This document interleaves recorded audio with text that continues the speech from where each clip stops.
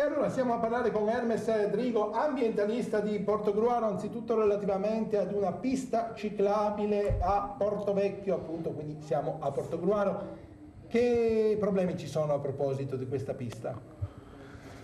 Sì, io sono molto legato a Portovecchio, sono nato a Portovecchio, per cui mi considero un po' di casa. Da una decina di anni discutiamo di una pista ciclopedonale che dovrebbe collegare Portogruaro con Portovecchio lungo il Lemene e poi continuare verso Boldara, Gruaro, eccetera, eccetera.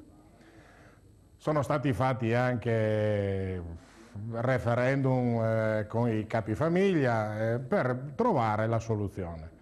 Vengo a sapere che è stato appaltato in questi giorni il lavoro della pista ciclopedonale che dovrebbe essere fatta in via alta. Allora, per chi conosce Portovecchio sa che Portovecchio è lungo il Lemene, c'è una via bassa e una via alta, ovviamente perché c'erano dislivelli diversi rispetto al fiume. Ma la via alta oggi è una via che non ha traffico. Allora io sono contrario a spendere 300.000 euro, perché questa è l'ipotesi di spesa, per fare una pista ciclopedonale in una strada che non ha traffico. Fate quello che volete, anzi non spendete soldi. Ecco, l'appello in questo caso è rivolto a chi? Al comune? È rivolto al comune di Portogruaro. Mi pare che ci sia anche un progetto della provincia lungo il Lemene. Ci sono più enti interessati, ma sono 300.000 euro per una spesa inutile. Allora, ogni tanto anche il fare è una cosa negativa. Non fate la pista ciclopedonale in una strada che non ha traffico.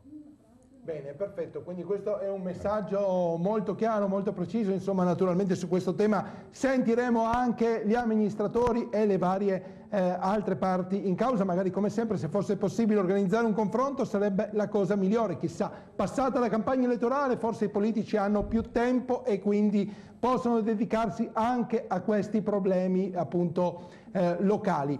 Grazie a tutti per l'attenzione, vi saluto e passo la linea a Pordenone, la direttrice Anna Zoldan.